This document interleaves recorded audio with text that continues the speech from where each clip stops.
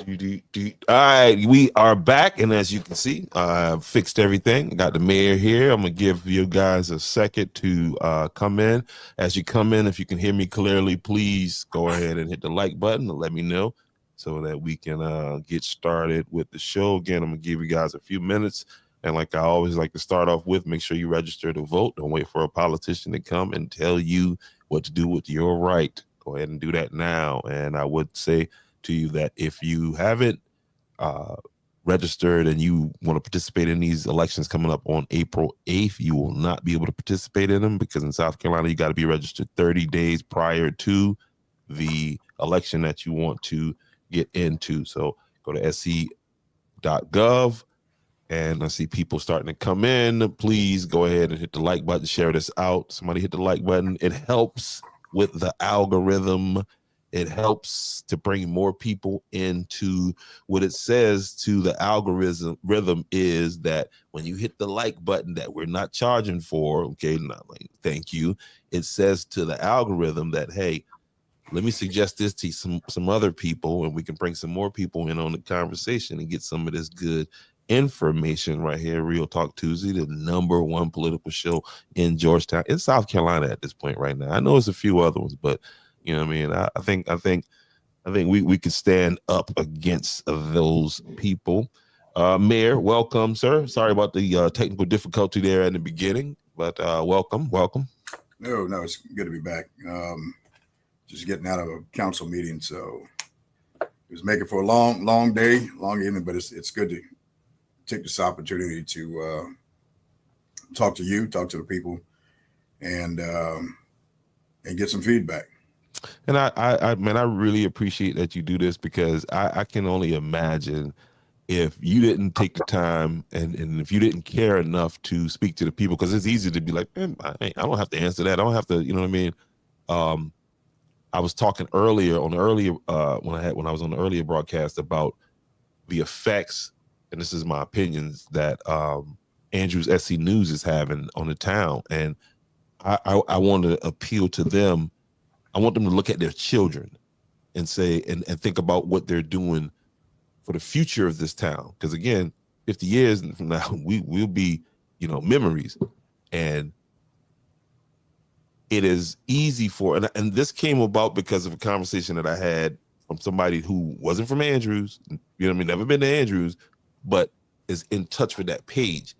And I mean, able to do a psychoanalysis of the town to the point where it's like, I wouldn't come there, you know? And it's just, again, I'm glad you coming out to show people that, the work is being done, despite, again, what appears to be setbacks. You know, it's sad to see people, root against your team. I mean, this is your town, this is where you're from. A lot of people that live on land, but I think what happens a lot of times is they projecting their problems onto you. I don't think it's directly at you. I think you're just the figure that you are the authority figure that's saying, no, you got to do this by the rules, and that makes you the bad guy. That, and I believe that's. I mean, what you see now in this political environment, from my level all the way up to the national level, you become pinatas to some degree. Now, whether it affects you from doing your job or not is a whole different story. It's how you process this thing. But in my case, if you know that you're doing the right thing for the right reasons and for the people and not a personal gain, then those things don't have an effect at all. It's just that whatever air that they have built up in them, hopefully, it's helping them feel better. Because if you want to know the truth about what's happening here, you just stay tuned. You can watch this show. You can come in. You can go on Facebook and see what's really happening, or get out on the ground and see what's going on in your town, and that will answer some of the questions. And again, it's only 2.2 square miles, so I don't know why it's difficult for some people who choose Facebook as their platform to. It's the ultimate. Say whatever, but that's life. That's where we are these days. It's the ultimate bathroom wall. It's the ultimate place for passive aggressive people. You know what I mean? Who want to throw a rock and hide their hand type deal. And which brings me to some of the stuff that I saw where this blows my mind, right?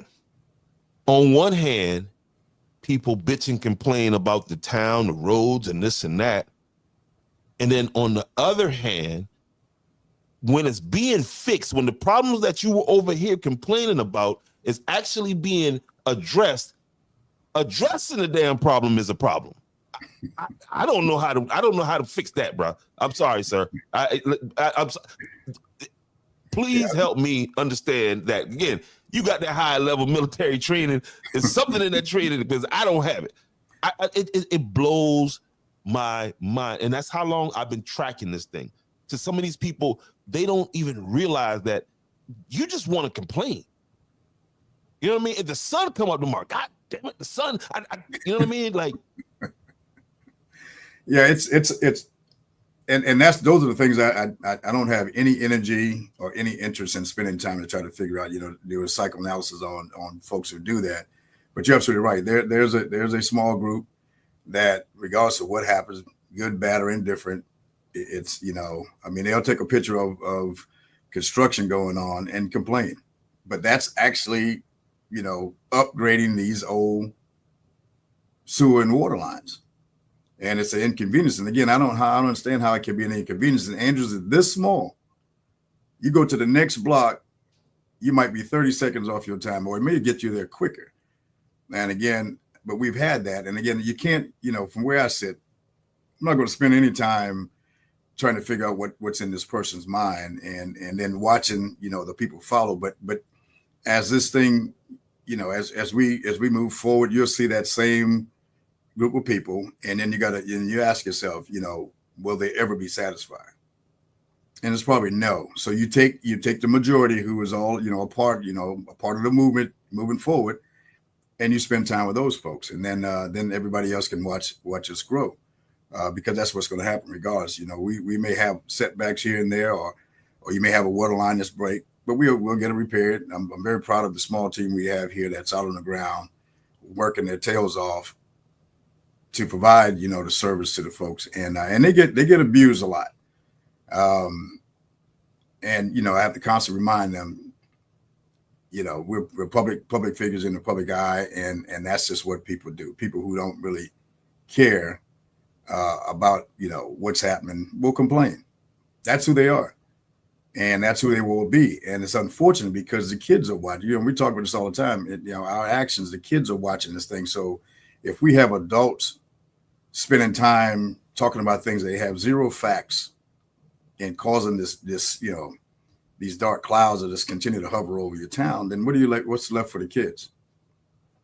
They certainly can't be adults because they're not there yet. We've been through this, so why don't we be a little bit more responsible? It's like a young lady tonight had a question about her water bill. She came in doing the citizens' comments. She expressed her concerns. We set up an appointment. We'll talk tomorrow and see where if there's a problem, and we'll go from there. That's what adults do, and I can appreciate that's the process. And well, let's stay on the construction too. I want to get to the. Well, I'm sorry, I almost went off on this road construction project. Kind of what is this? Where is this money coming from? What you know what I mean? Tell me what we got going on here. All right, let me grab my book here real quick. It's a lot of things we talked about doing. For years. Y'all, excuse me, my back turn. I gotta get. Okay, all right. Apologize for that. Mm-hmm. All right, we talked about this for months now, probably for a year, about the monies that we were very fortunate to receive through grants and all that other stuff. And I get it that we have, through what is it through this right? So you have the South Carolina, the infrastructure. That's the SCIP grant, and so that's what we'll talk about. That was the $7 million that we received here, and yeah, here we go. So a part of this SCIP grant, we will 7.2 million, and so that's the South Morgan Avenue water and sewer replacement. And so again, that's from the Little Caesar Pizza back five blocks south is where we will replace the water and sewer lines and that will be a nicely smooth paved road, and we shouldn't have any more issues there. As you can see, those when you drive through there are a lot of divots along the road, and that's just telling you that there's a collapsed line, and in this case, it's a sewer line that is water is now starting to erode the base of the road, and that's very unsafe, and that's why we try to keep a lot of these big trucks off of it until we can get these old pipes replaced. Well, this is what this grant is going to take care of that piece. We also have the sewer manholes. So you'll see a lot of manholes. We have about 500 manholes throughout the town. 70 of those we have identified as being, beyond repair. You can't mason, these kind of things. So they're right in the middle of the road. Those are being replaced as we speak. I think we're about two-thirds of the way completed with that. And while I'm on that, I want people to be very careful, because now as they replace those things, they haven't paved around them yet. So they've created somewhat of a pothole, as they're doing this. But I've informed the contractors, and hopefully they'll do something about it. All of this is contract work. Okay. So you have the manhole replacement, you have a master meter, which is where we're placing, we Georgetown City process or treat our sewer. Mm-hmm. So there's only 1 meter there, and that's the one that they monitor. So we're installing one, so we'll know that we can match their readings, so to ensure that we're getting charged and billed, properly. That's to give us a little bit more confidence of what's happening. We got this thing called telemetry on the wells, so we'll be able to tell, to talk to the wells or have this automated stuff, because we've had our water system in place since 1984. We're now starting to upgrade and modernize, not just upgrade, but modernize these things, so we don't have to be in a place. We can read that from some of our handhelds, some of our smart devices that allow us to see what's happening before there's a problem. We also will install valves. So valves throughout the town, what that will do for us is allow us to isolate a problem. If there's a busted line, we can isolate that problem and not, disrupt service across the town. We had multiple outage over the last several years, and it's really because of one line that you can't control it, and it bleeds out. And thankfully, we haven't had a complete outage just recently because of the installations of the manholes. There was a line struck, and it caused water outage in a section of the town, which was on the south side down in there, Myrtle Road. And then meters. So the meters, we have about 300 meters in as a part of this package, and they will replace some of the meters that are not reading accurate, just having problems and beyond repair. So we've done that, and we'll continue to do our regular maintenance and replacement of meters through our own funds we regenerate. But this will take care of at least 300 of those.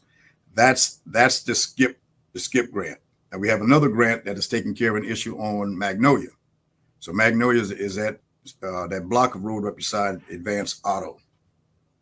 So you're familiar with that area. That's mm-hmm. Another collapsed line. It's been collapsed for many, many years. People will notice that we having to pump that, pump from one manhole to the other to keep the water from backing up into people's home. Thank God this thing is going to be out of our way, and that the maintenance and consuming so much manpower to keep that down every week, especially during the rainy season.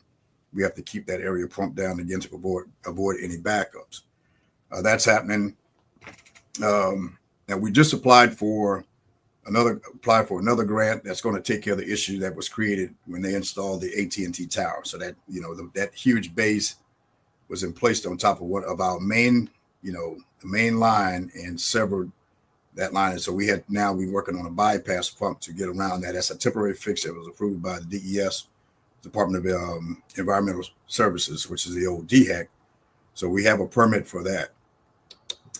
So a lot of things happening. I think if now the other challenge is now we got to get some discipline in our homes, because we're still putting a lot of grease. We're just disposing grease down the drain or wherever it's getting into the sewer line, and it's causing these major blockage. I don't care how many, whatever amount, it's bad. We shouldn't put grease down there. We put it in a bag, seal it up, and dispose of it. But going down the drain or any kind of foreign object that goes into your toilet, all of those things, all of those foreign objects especially during the wintertime, becomes a block. I don't care if it's a 6-inch line or 4-inch, it's going to block that and it's going to back up in your homes. And we have problems from January to March. It's just code threes after code threes. And it's a lot of it, again, is not having the discipline to, put those items somewhere else. They should not go down the sewer.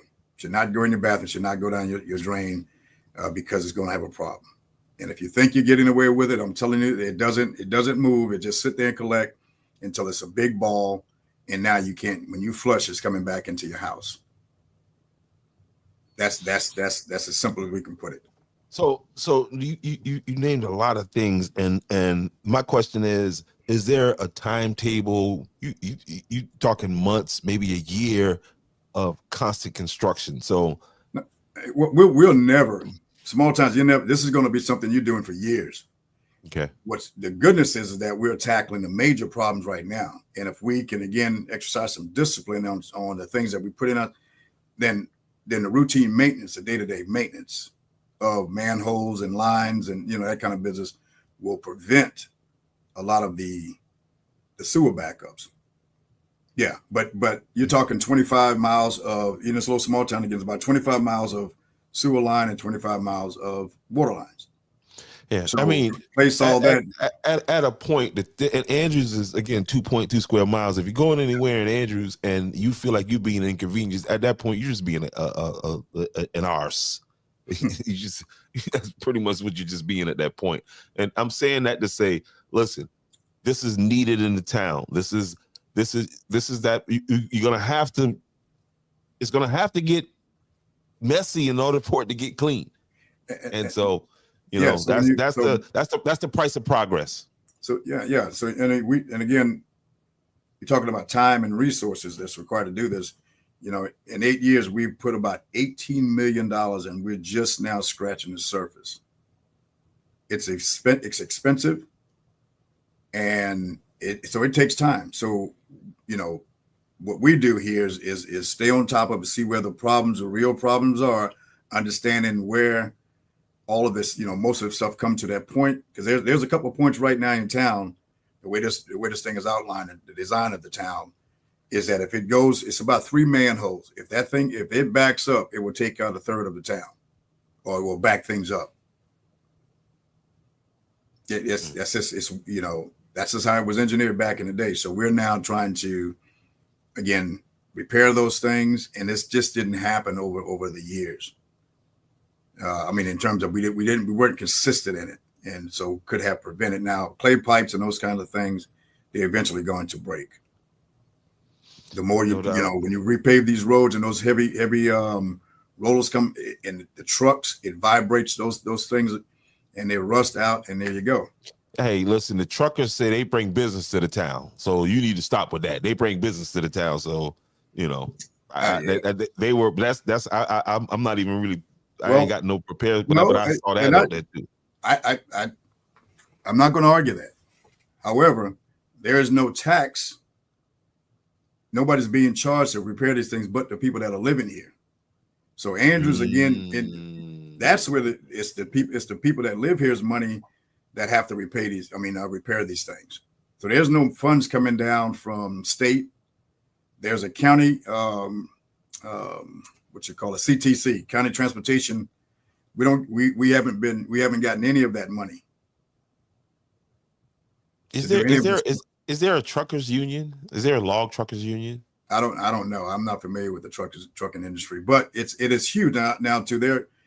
That's one of the largest employers in Georgetown County. It's have been, school district, hospital, trucking, and there's one other. That has always been the largest. You can bring me all the money in the world, but if you tearing my stuff up when you come in here to bring me that little bit of money, what I'm taking your money to repair the road, like. And I think we have to have, we have to sit down and look at really what is it, because I think everybody, even me as taxpayers, we're not paying at all. We're talking about maintaining a system that requires about $3 to $4 million a year. So think about that. Now, your contribution as one person, probably a little bit if you're if you do the math, if your water bill comes up to about average $70 a month times 12, that's your contribution to a $3.5 million system. So you do the math. So you're less than $2,000 that you put into this $3 million. So, but that's how it's set up. Now, where's it? And nobody else is being taxed to put money into the pot to maintain the roads, the equipment, the salary for the people that do the work. And then, oh, by the way, any water and sewer funds are restricted funds. You can only use it for that purpose. So I hear the argument, but again, the local government have to make sure that.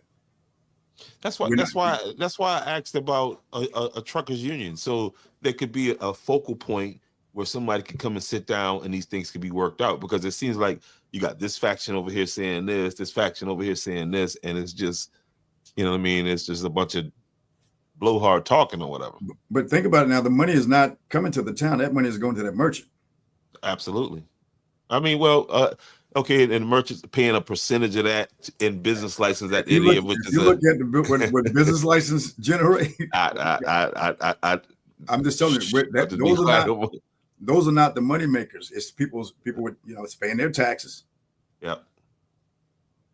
And again, your water and sewer accounts. And for those that don't know, your business license is depends on what kind of revenue you brought in. You know what I'm saying? So it's not one thing 1 year. If you have a good year this year, it's going to be higher this year. You know what I mean? If you have it just is like that. And I think we'll have a segment on business license and generically, we won't call any business out. If a business like this is making this amount of money, $150,000, $200,000, how much of that is a part of your business, that you pay in business license and fees? It's not going to be that much. So again, with small towns, and again, there's 271 municipalities in this state. The majority of them are small towns that not as fortunate as we are to have a water and sewer system that we can generate funds of. So a lot of them don't have that. So we're kind of unique in terms of small towns our size of about, a little less than 3,000 that actually have. And before 2000, we were processing oil. So when we lost our water and sewer system, our sewer plant or treatment plant, that's about $1 million a year that's going to someone else in the county to treat. So that's $1 million out of the pot. And what in the water account that Oneida was, so that's about $2 million swing. The water accounts that we should have. Yeah, that's $2 million swing in your budget from 2000 until now. So now with the businesses coming in now, we're chipping away at it. But to your point, if the county, if we had the accounts that are in the county industrial part, that would have probably brought us back even what we lost when the textile left. But unfortunately, that wasn't a part of the deal many years ago. Okay, so those are the things we have to balance every day, and again, make sure that we're trying. Again, we understand that we're a low to moderate income community, and we don't want to tax our, the folks who where it is really breaking them. We can't. So it is a day-to-day balance to keep those down, keep all the tax. It's like what last year county doubled the millage. Mm-hmm. And so people, if they wasn't watching your property tax, what you paid to that went, was double. Went up. It went up. And anytime Georgetown City raises their fees for sewer treatment, that impacts Andrews because that's who's. So it's a delicate balance on this thing every day, making sure keeping our eyes on this thing. So then that consumes a lot of my time, but that comes with the parking space. No doubt. Before we get into this water conversation, this goes along with the water trash collection. That's been a point of contention there too. Well, it's part of change. And again, as we transition and people come and go, they don't necessarily read the ordinance and understand. That's I'm talking about. Sometimes our the new guys on our truck. So we'll end up doing things that is not in the ordinance. We'll overdo it. And so what we have here, unfortunately, I was, I rode with the trash crew a couple of weeks ago. I was out, and it helps me understand what's going on out on the ground when I have an opportunity to do stuff like that. And what I saw was part of a lack of discipline, lack of understanding of what our ordinance code. So you have, these cans. The cans are in various shapes. We are replacing them. You see some of the darker green; those are the newer cans. And so as they wear out, we replace them. And but that's the only place the trash should go. So you see this small basket there. That is not an authorized can. You see some of the metal things that are on the ground, and then some of the foreign objects that are in the can. We have to be very careful. We have one trash truck. And so then if we destroy that with these foreign objects, we're going to be in a world of hurt. We've had that experience when I came on back in 2016, and it's not a good feeling not to be able to pick up trash that's all over the place. So the rule, the policy, one can, that's where your trash go. If there's a bag that is on the trash can, we understand that. But in this case, it's trash everywhere. And that's a public safety issue. That is an issue with because if you put all of your trash out there, then what about the folks who are actually in line with the policy of one can? If you want another can, you can purchase another can, and then we'll pick up two. But all of this causes a problem, and we're operating outside of the guidelines that the town established many years ago, and so now we're enforcing that. Even more. There were cans that I actually was lifted in there or put in place, and it has just dirt, trash. So imagine you got a hydraulic system, and all of this stuff get into into this hydraulics and see what happens. It's going to be down for a while. So what happens in the case where and so I'm looking at this. This looks like a trailer park. Yep, that's a trailer park on the crossroad, right? But Beach. On Beach.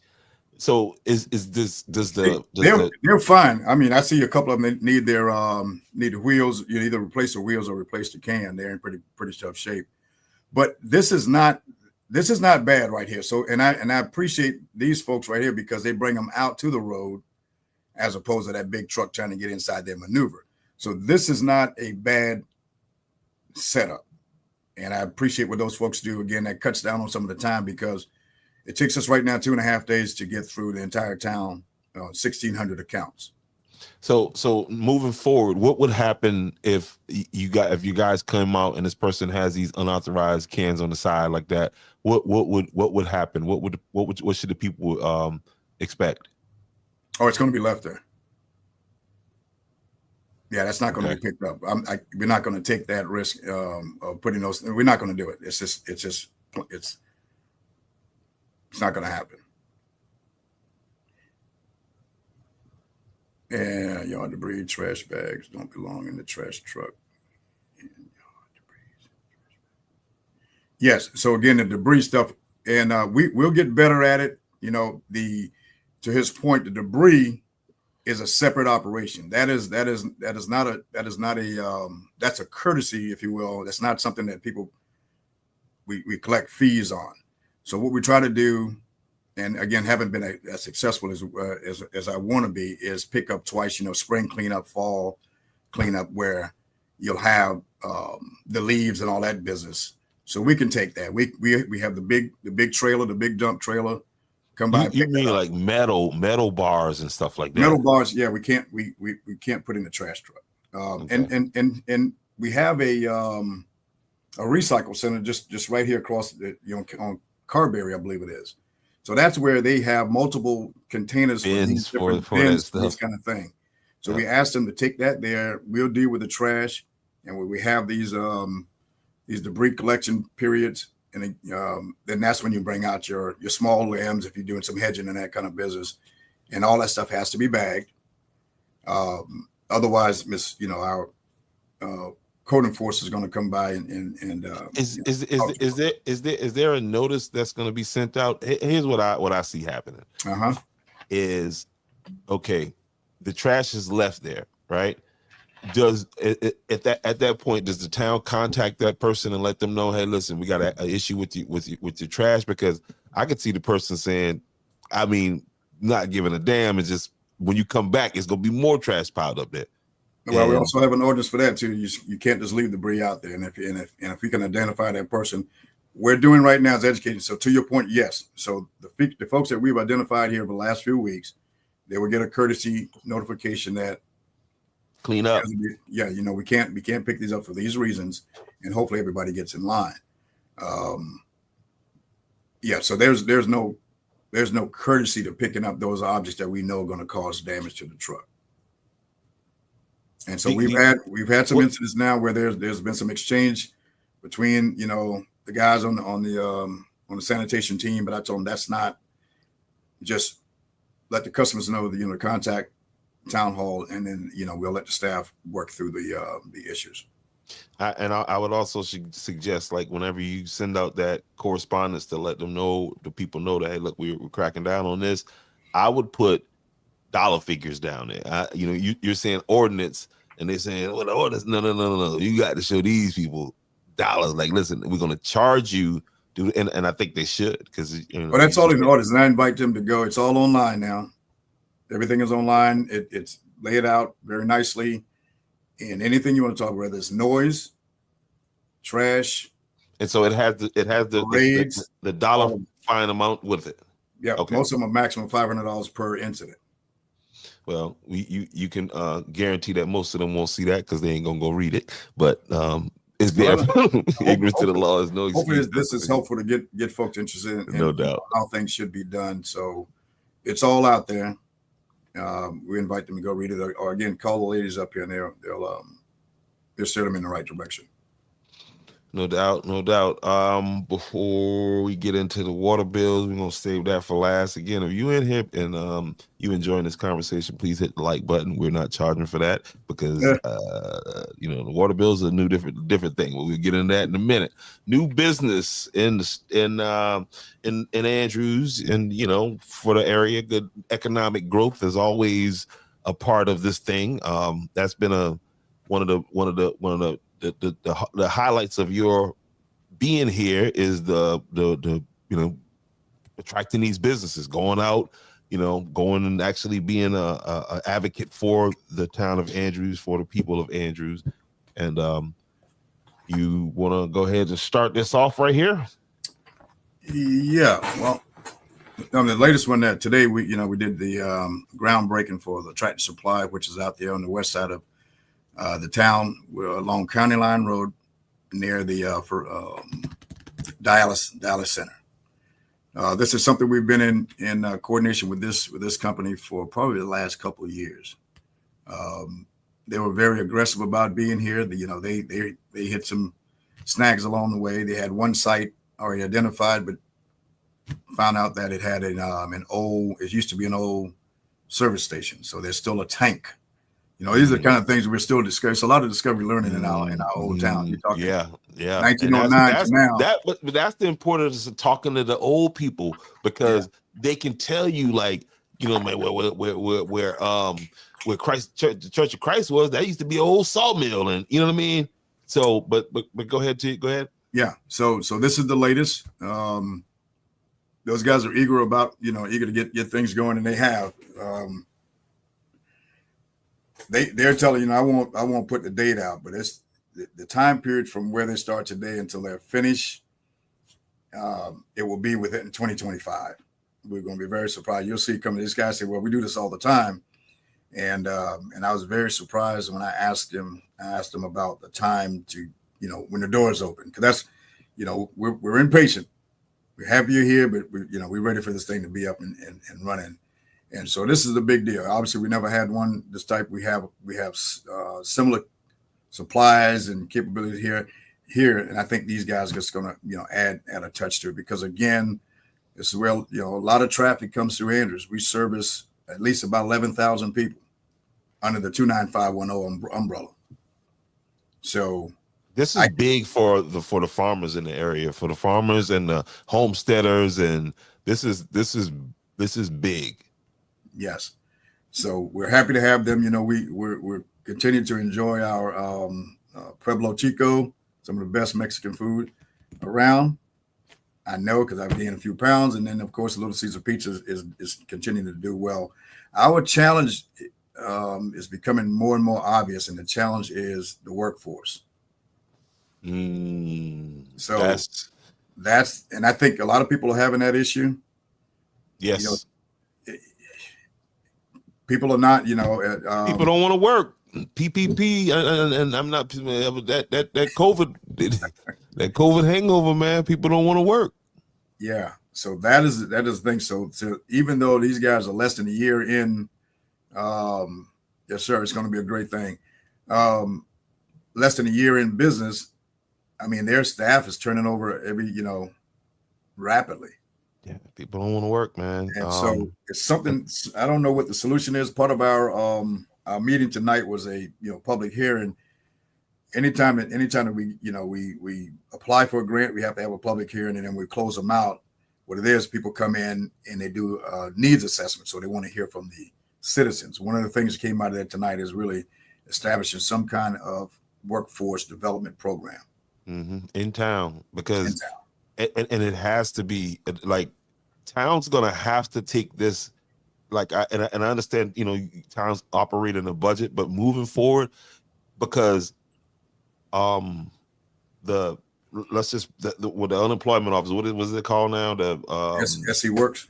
It's not working, and they need help too. So now I will tell you, in 17 and 18, Helping Hands had a force development program that was very successful. But again, we had, so at the end of this, I think it's about a week long, teaching you soft skill stuff, how to interview, to dress, proper dress for that stuff. So the program started off real well. You had a lot of participation, and a part of the program, employers will come in and hire folks on the spot. It got to the point where we had more companies here than we had people in the program. People looking for work. People and then the dropout rate. I mean, we had, when IP was here, I mean, you talk about places that played well. And so I don't know how to address that really in terms of people understand that you got to get out here and get after it. If you want to achieve the things that you desire, you're going to have to work for it. And I don't think it's any more clear now in this current political environment. Nobody's giving anything away. Hey, and it's just, and I'm, I'm cool with it, because it's my kind of environment. Like I mean, like we and that's, man. That's why. Well, let's transition on over into you know what I mean? Because again, I was tracking this too on online, and so the water bills. Is it that these people meters reading wrong, or is it that these people not paying their bills? Which is it? Well, here's where we are right now. So of course, the last 18 months we've been struggling in some cases to get things back online again, upgrading the system, getting people properly trained, understanding the system. First of all, what I've learned through this process, that there's not a and again, the system's been in place for a while, but the training program is not the training program and stability of employees. So the turnover rate and getting people to having the time and the resources to get them trained it's not sufficient. Then you couple that with the system being old and needing updating, and so it's a lot of things that went wrong in this. But I'm happy to say that we are not there anymore. You see consistent bills going out over the last several months. The issue right now, there's about 500 accounts that people just did not pay for an extended period of time. Those that paid and kept up with it, habitual evaders. They're fine. So it's not the system now. We're now trying to get the folks caught up with their water bill, and according to the ordinance, this is not like the big companies where you can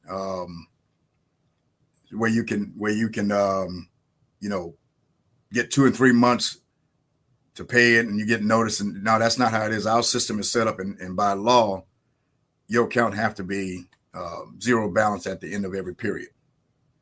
And inside of that time, when the bill goes out, you got 10 days before. I want to read that. I didn't get to read that when you come back.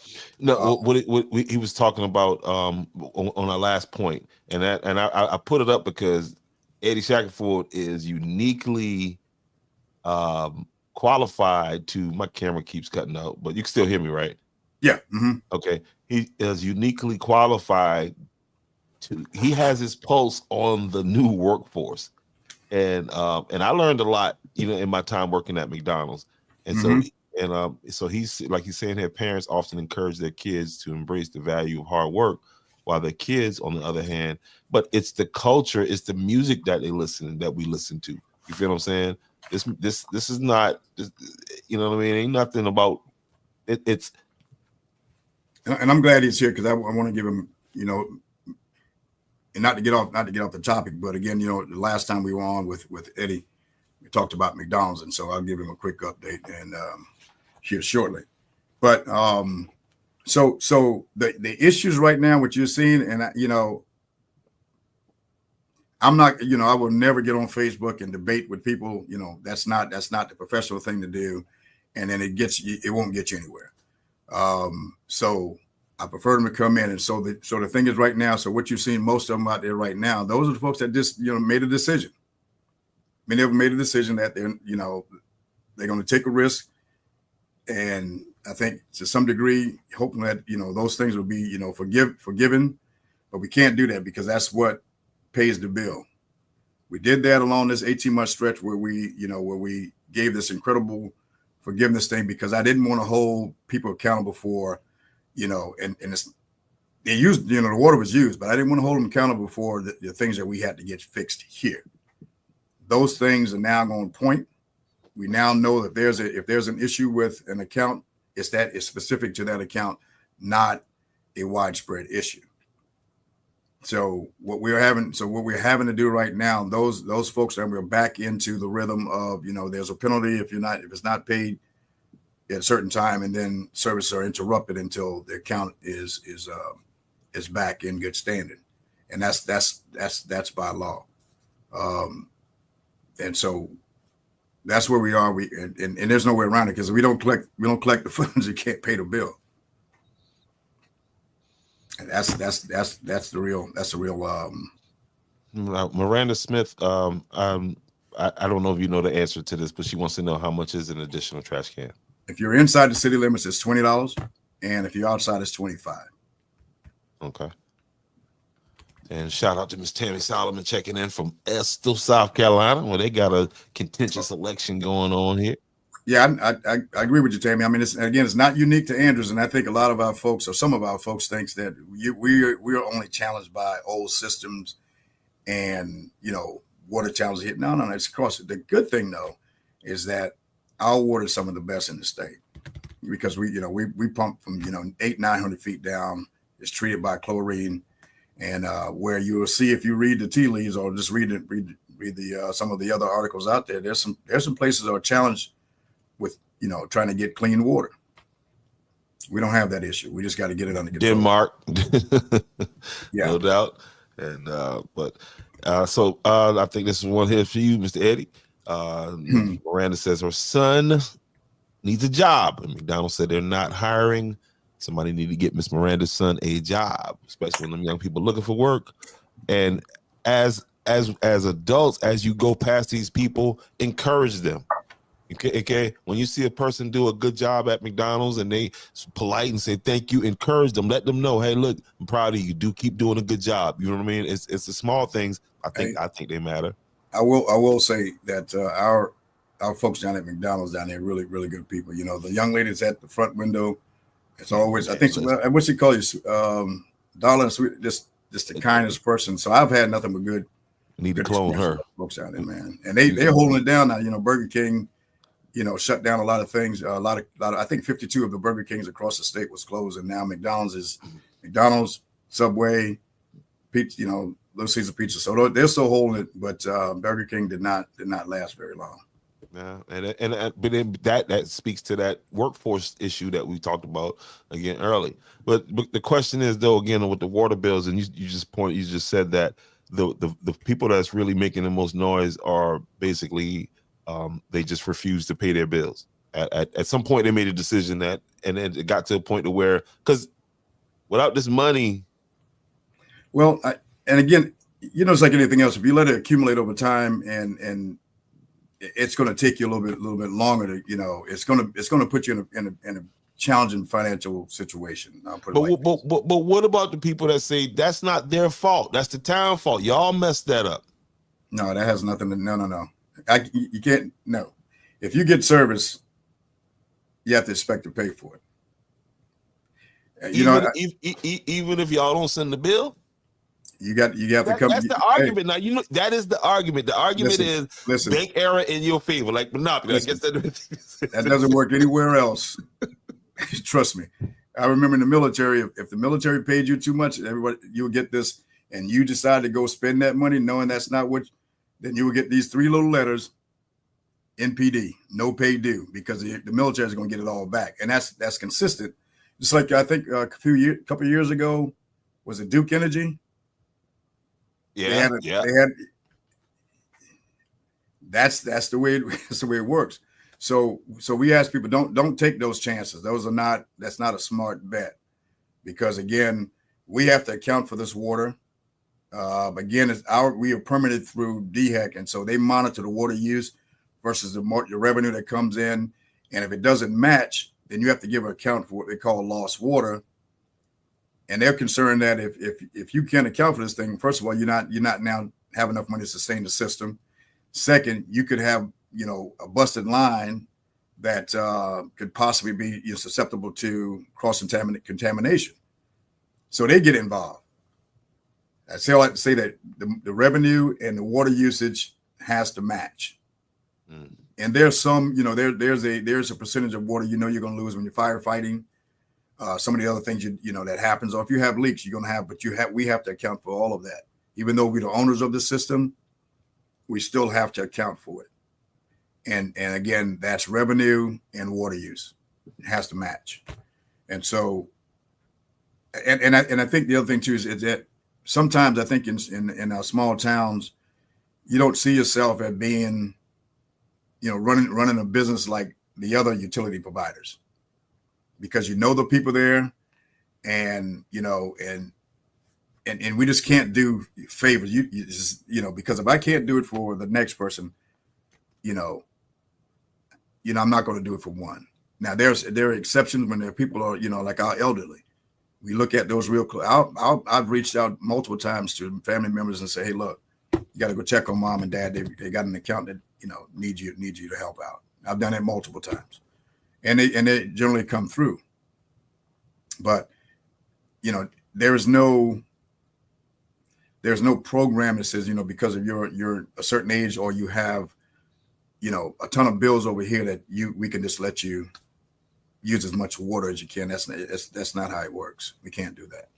Can't afford to.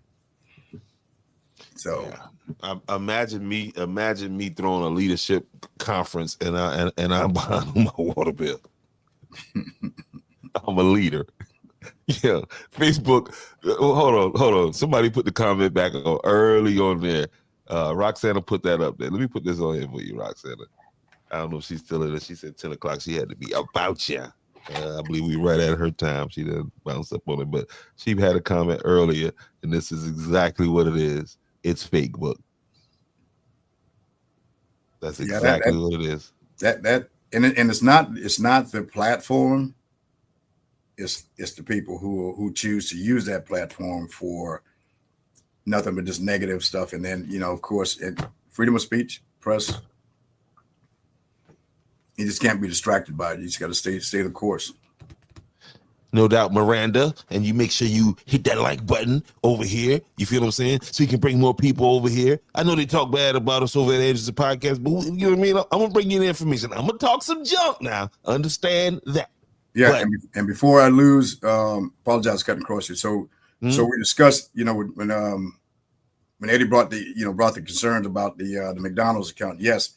It's in fact the settings in the meter and the settings in the system were off.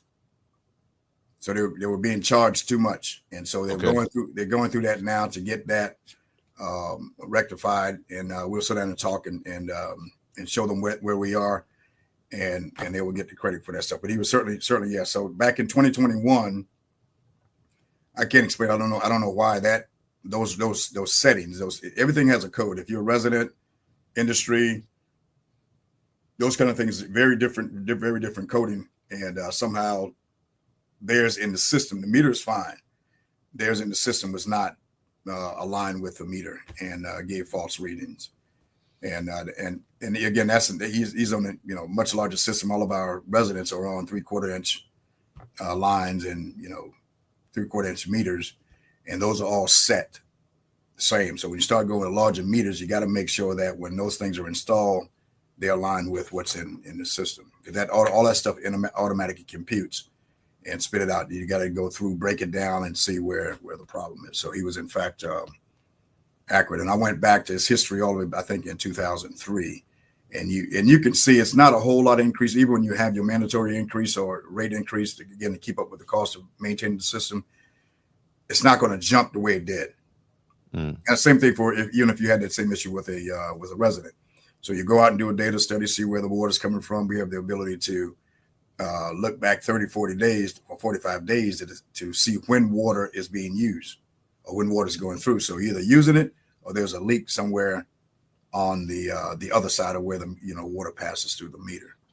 So all those things have to come in line, and you have to assess all of that to see what's going on. And so so I told him I was going to come back and let him know that back on the show. So. No doubt, Eddie, you won your case right here, man. If you got a case, bring your case to Welcome to Edison Podcast.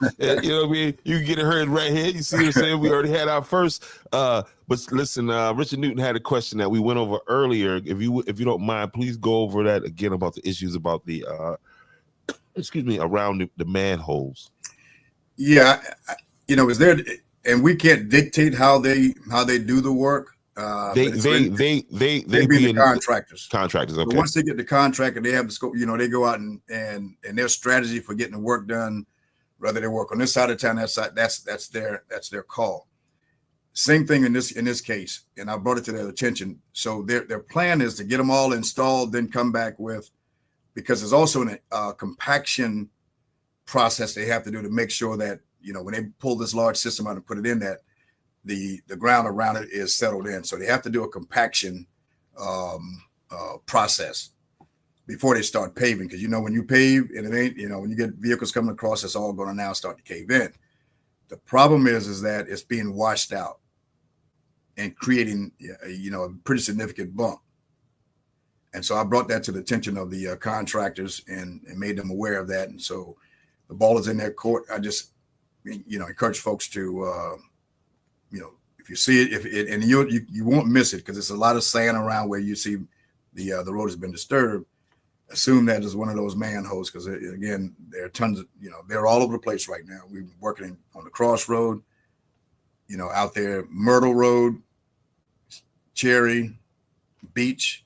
Just know, man, this is progress. This is what progress looks like. Okay, we're gonna have to be uncomfortable a little bit. So in the future, our kids won't have, you know what I mean? They'll have 50 years to act like they don't know what's going on, you know what I mean? And then the next 50 years, the next group will catch it. You know what I mean? Well, hopefully, what the plan is that we will leave maps for them. It's like we didn't have a whole lot of maps. So when you have to, do a lot of discovery learning, you don't know where your systems are. We had to recreate it through, very expensive, find these things. Shout out to the Mayor Pro Tem, re-elect Eddie Lee. Let's go ahead and get that going right now. Yeah, we got. Okay, thanks, Rich. Yeah, and I know I've been by the one at your house down there, and it is pretty chopped up. But hopefully they'll get to that soon, because once they transition from, they may have less than 20, and these guys knock them out quickly. If there's no stagnant water or a line get popped, these guys move through 3, 4, 5 manholes a day. So I think once they complete those things in the next probably week or so, then they'll move to Morgan. Morgan Avenue. So we got a lot of coordination with DOT, and again for our trucker friends out there, that portion of the town is going to be completely shut down. So if you come in, traveling northbound towards Andrews from Charleston area, you take the bypass, because there's not a whole lot of turnaround space placed in when you start getting up in there, the OTD Bank, well now Citizens Bank. Well, Morgan Avenue in front of the post office be blocked. No, ma'am. That's open now as of the day. That road is now passable. Still, again, we're gonna have to come out and pave. So it's a little rocky there, a little dusty. So you guys slow down when you come by the post office, and you'll be good. So we'll get that paved shortly. But there's more work to be done there, because what we discovered when they replaced that manhole, there's a water line that's been eroding the foundation under that. We still have to find. We found one of them, got that secured. It's now going through so that section of Morgan from the traffic light back towards Town Hall here should not be traveled with big trucks right now. And that problem is right down the center of the road. Yes, ma'am. Your clients are. So we're just trying to make it safe, get it upgraded, and move on to the next thing. Hopefully, a couple other things we have in place right now are trying to get some funding through other avenues for the Main Street revitalization, the whole connectivity, being connected to Black River. That's still moving along well, the Black River Park. People are moving in and around. So I tell folks, man, figure out how you're going to generate some revenue, establish a business, because the Black River Park is becoming increasingly popular. Okay. Yeah. So. No doubt, man. I am. Let's see what else. I think we covered everything right there. Any more questions? First of all, I want to thank everybody for interacting. That's what we need. This is about you guys and this information, an information outlet, a hub. But your questions are very important, because again, this is you see Eddie Shackelford done won a case over here. You got a case. You come on. You get a fair trial over here, baby. That's a good one. Hey, Women's History Month program should have happened tomorrow, but of course, we had a lot of things competing with it. So we're going to push that into April. We're still going to do that because it's important that we recognize, women history and their contribution to all things locally and nationally. So we're going to do that. So stand by or stay tuned for a new date for that. The Andrews Heritage Festival is locked in. I think that's the first weekend, the first Saturday of October. Mm-hmm. So the Heritage Festival will happen. And on the 3rd, there's a trail ride. That's a big thing now. I see you advertising the trail ride. Yeah, man, we got a big one coming up. Well, we're not doing a trail ride. It's just going to be like a kickback. But yeah, the trail ride is the thing. I got to talk to my man down in my partner down there in Hell Half Acre. He's got a couple hundred acres over there. That and it's set up for that. But yeah, the trail ride is a big thing. But there's a big debate going on. Well, not a debate, an argument. Yeah, because the originators of the trail ride, apparently, folks from out in Alabama, Texas area, Louisiana, they've been saying these are not trail rides that they're having over here in South Carolina. You know what I mean? So all I know is, well, see, and this is for all of the party planners. Last festival there were like 10 additional parties set, or they had they were talking about. This year we're going to synchronize what's going on, because a lot of these things now are drawing a lot of people to the town. That's a good thing for business, but again, the management, the security, the safety of it, all of these things now are going to be required to have certified security. Event insurance, not just somebody with a T-shirt that says he or she is security. Mm-hmm. Somebody certified by SLED. Yeah, because we still have to, even in having fun, we got to keep our folks safe, the participants, and those who decide to stay at home and want to be comfortable. Of course, we can't do anything about the music. It's going to be elevated during that time. It's 1 or 2 days, so we can work through that.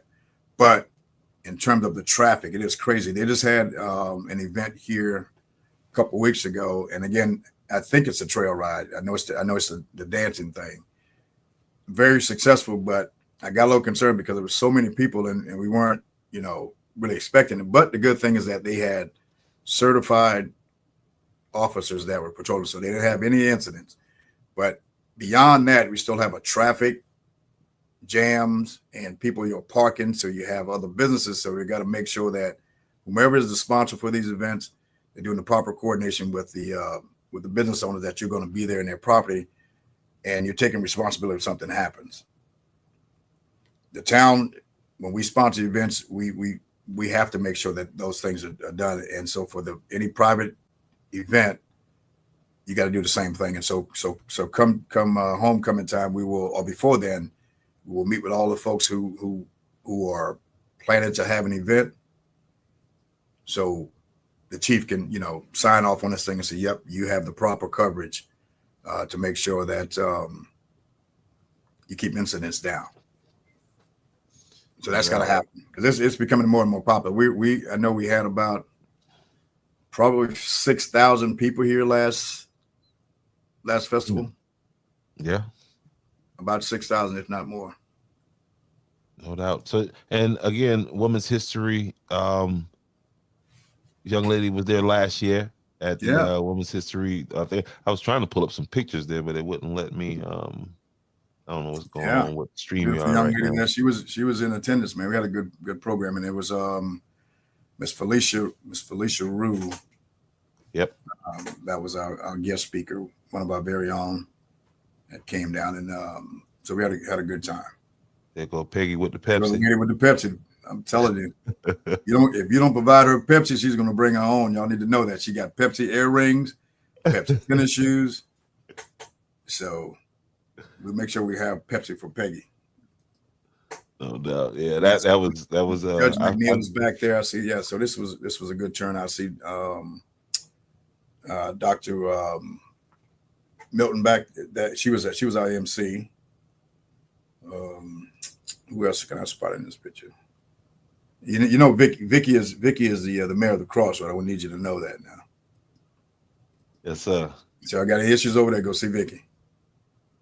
Yeah, this is a good turnout, and it's important again because the women's role in our history is very important. I'm a mama's boy, and women can't do.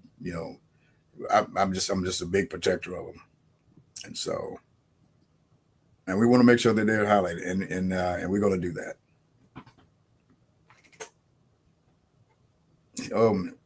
So Peggy has met Miss Miranda. Yep. Okay. That's what's up. What else we got going? I think that's about. Yeah, that's about all I got on here, man. It's been a long day. But hey, we're here. We're here to help work through whatever challenges we may have, and so we just ask people to give a call up here and stop by. And one thing too, now my folks are aware. I got some very skilled people, and they know the system. So trust them. They're going to show you what right looks like. If you wait on me to look at all of the accounts, it's a long line. I don't mind doing it, and I prefer to do that when there's any discrepancy between, but just know that if you want to see me specifically to look over your bill, it may take a little while. So, but I'm willing to do it. I understand it.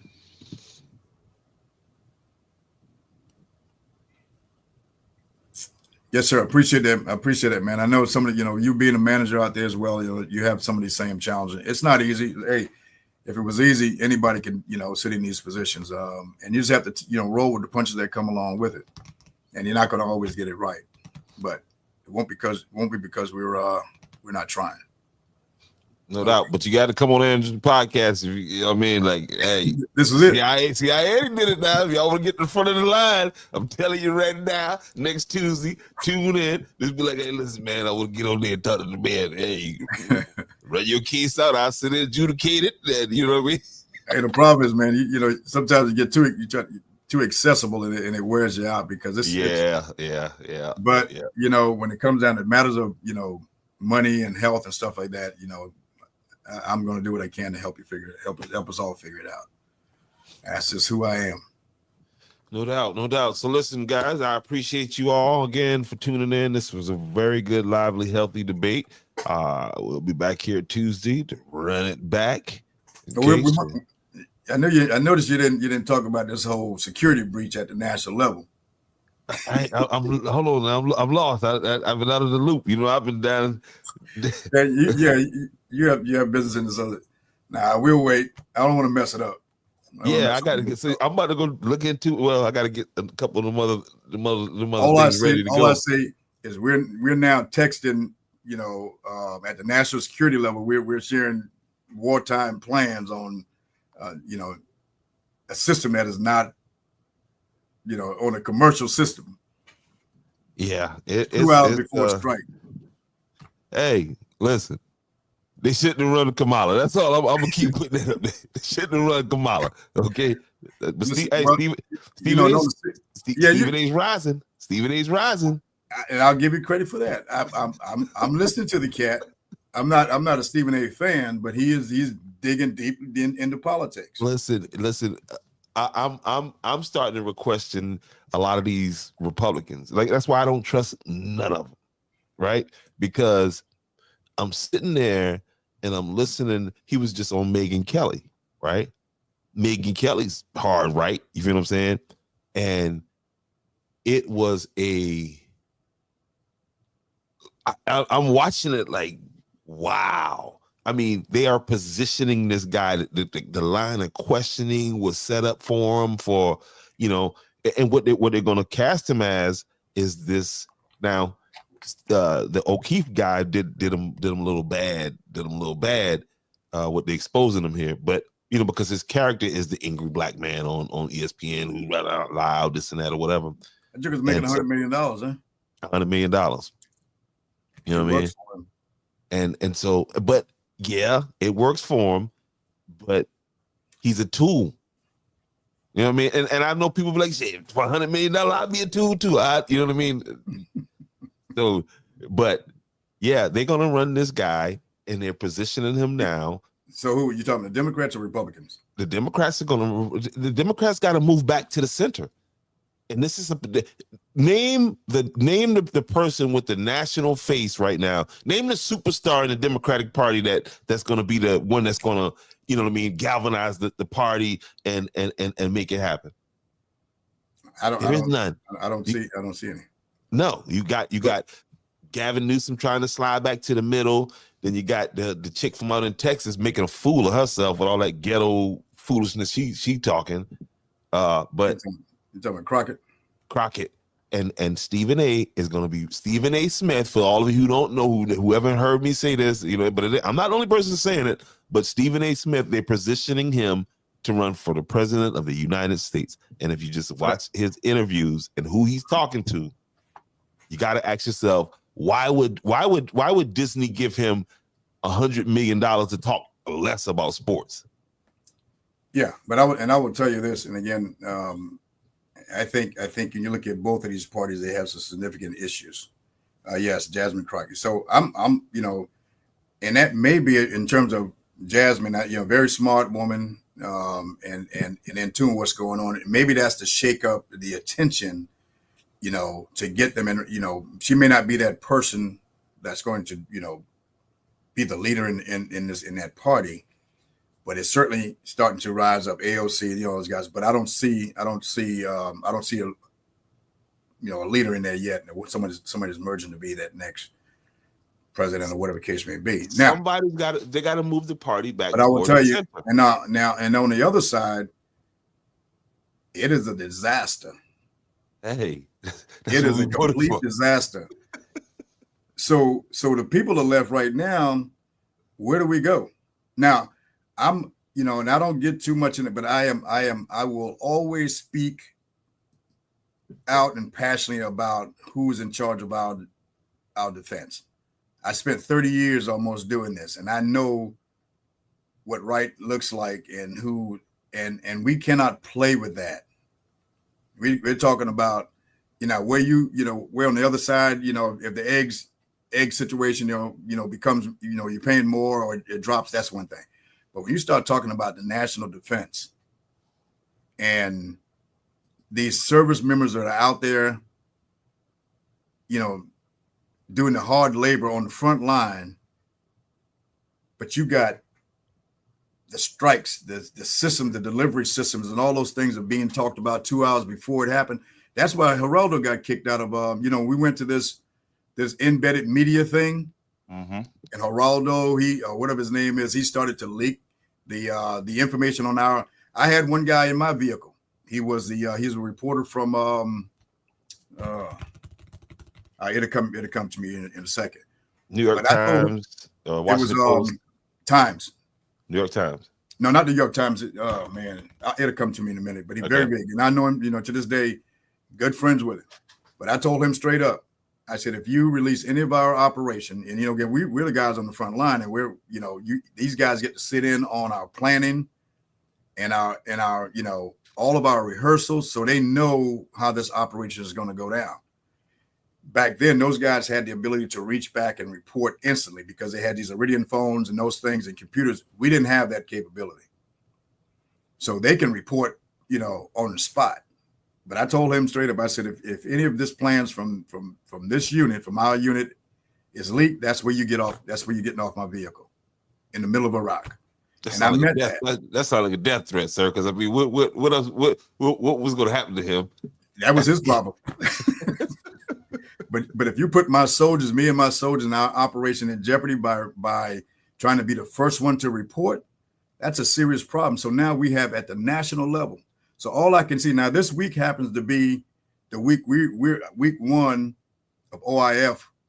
So it's really personal for me to see something like this going on. OIF. That's Operation Iraqi Freedom in 2003. Okay. So we were again the invading force from the 3rd Infantry Division.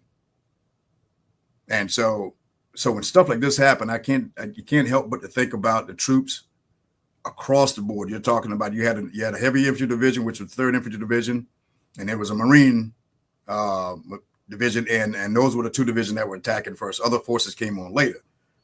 But I can't imagine that if our operation was leaked out, now anybody now can disrupt the operations, kill us before we even, or cause problem or disrupt our operation before we cross the line of departure. So we can't, so stuff like this happen. I can deal with all the other stuff, the whole, Elon, doing his thing. I talked to my friends who was affected by that. That'll sort itself out. It's having an impact too. But when you start talking about changing, this kind of business, and they're so casual about yes, 2 hours before, things can change just like that. And if you got an unsecure system like that, anybody can tap into it. And you're talking about our national security team. Yeah, I get it, man. It's bad. I rock with my boy, but Pete Hegseth, I still like. Pete is the least qualified of that bunch. Yes. It angers me to see Pete because Pete doesn't have it. Well, anybody else. It's not a party thing.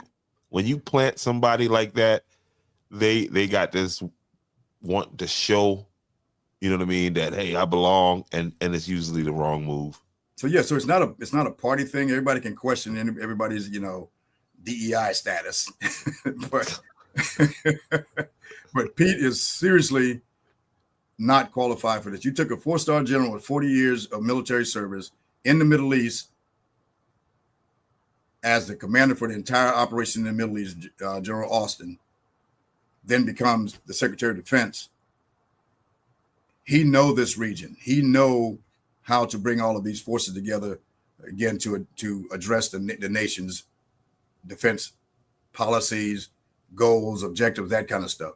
Pete was a captain in the National Guard. And when they say decorated soldier, they keep calling him. Dude got service ribbons for being there. He got a participation ribbons. Participation trophies. I'm trying to tell you now. So that disturbs me and they build this guy and put him in there. He does not know, and things like this will happen, and it's going to happen again if they don't do something about it. Now, everybody else, let them do their thing; they'll figure it out. But you can't.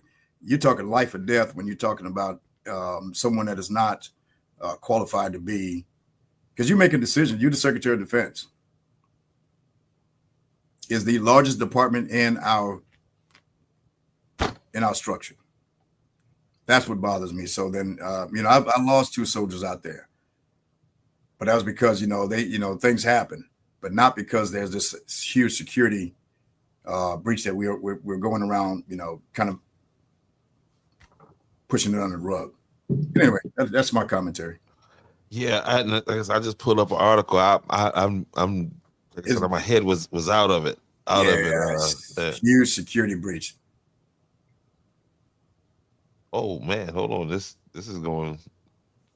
Yeah. I mean, this man was injured in combat and wasn't awarded, at a minimum, his Purple Heart. I don't. And Roxana says a drunk and yeah. Well, I focus on. She's talking about my president.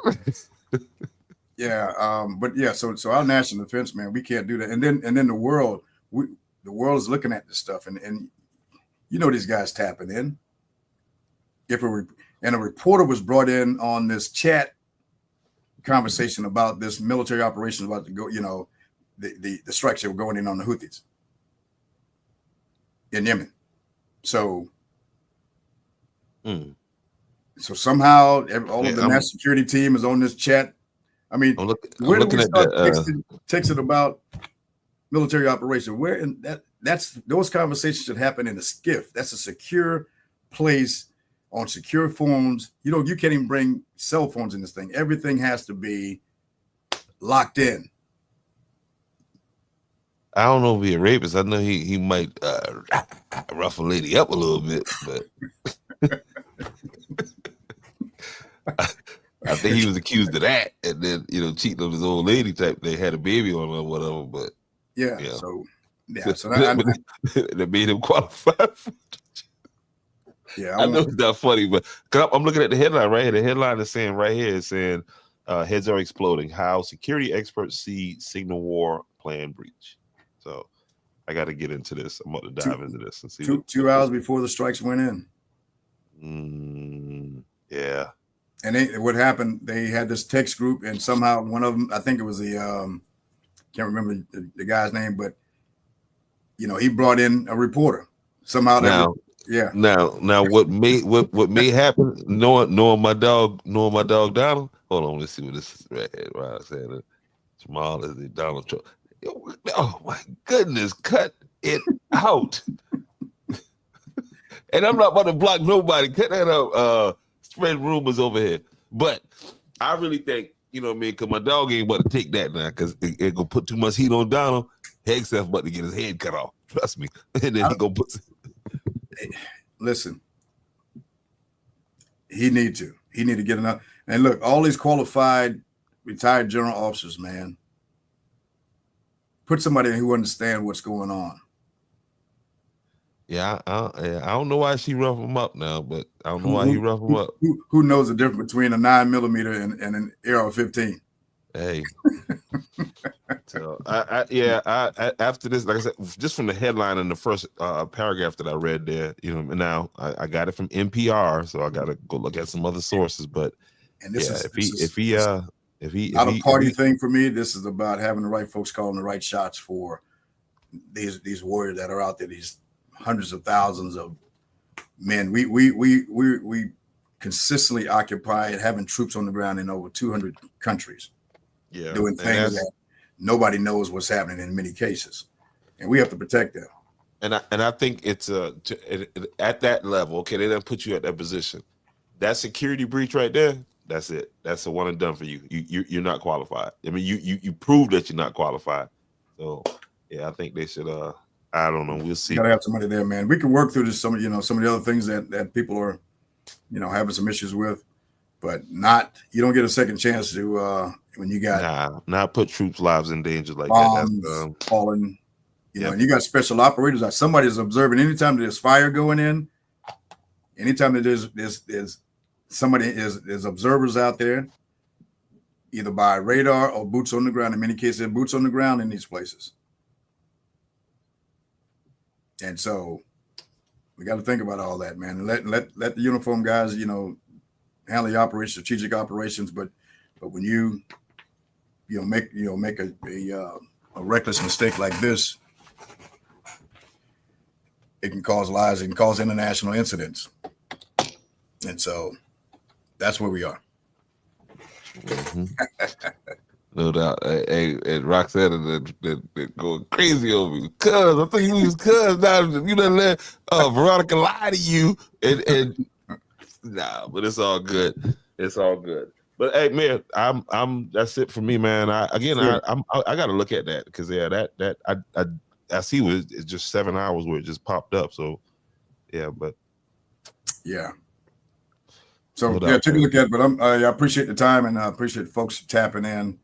And if there's any, we got the Town Hall Town of Andrews email at sc.gov that they can send in. But again, go to the website. I done got kicked out the family. You said for your political choice. You not our cousin. Oh man.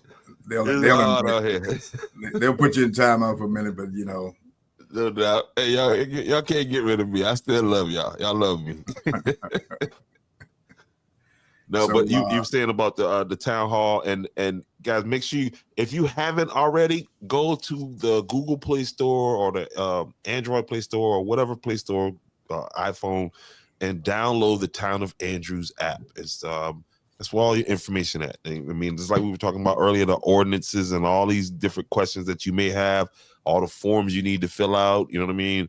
That's where you're going to find it at right there on the town's app or the town's website that everybody was screaming they needed. You don't have to be on Facebook to get the information from the town website. And once you get it, share it with somebody, you know what I mean? Especially somebody that you know that don't really do the social media thing like that. Make sure you share that information.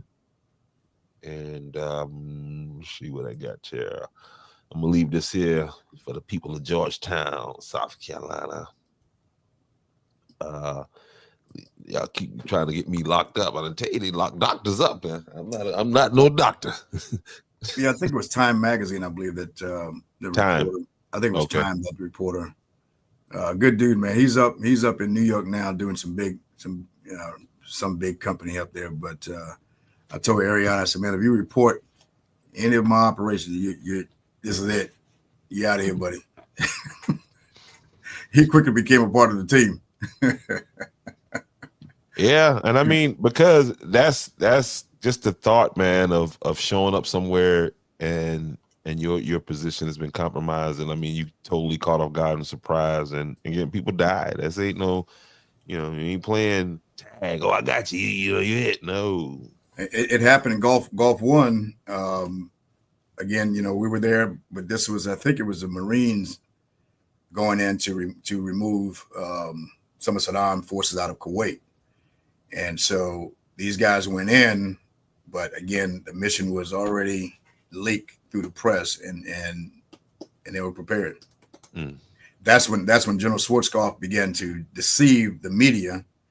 He'd tell them one thing, and we'll be attacking somewhere else. Now he got into trouble because but I mean, to keep troops alive at that time, you got to give it to them. That was I think history's going to prove that was one of the greatest strategic. You know what I mean? When somebody's playing General Walker, General Schwarzkopf, yeah, and in training or something like that, that's history's going to find that to be a. But again, freedom of speech. He had to. It was a problem for folks that was constitutional focused, and your yeah, you need freedom of press, and then came OIF 1. We didn't have a choice but to put him in. So this embedded media thing became a thing that we had to comply with. I remember that. And then, so again, you know, these sidebars that we would have with these reporters, at least I did. I'm like, I'm not going to tolerate you putting our mission at risk. And so it all worked out because we had one, you know, two things in common. We want to accomplish the mission and we want to get everybody back home alive.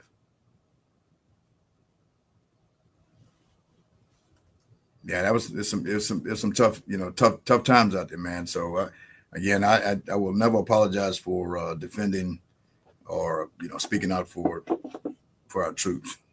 That's just they sacrifice too much. So hey, appreciate you, brother. It's all good, man. And this message I'm leaving in here is for the people of Georgetown, South Carolina, the city of Georgetown, where nobody is looking like they're going to be running against Mayor Jerome. She might go uncontested, you know, despite all of the rumbles. You know what I mean? Just know your freedom of speech is being attacked over there in Georgetown County. We out. Good evening. My name is Cindy Person. I am legal counsel for Keep It Green Advocacy. We are a public interest law firm that often represents folks who speak at public meetings. This evening at County Council, there was the final vote on a proposed ordinance number 2243, and we expressed our opinion that there are grave constitutional concerns about that. It's a 3-page document that is single-spaced, so there's lots of language that we think impinges on the First Amendment and the Due Process Clause. And as far as I understand, the ordinance was just passed and will be implemented at some point in the near future. So we're exploring our options. Thank you.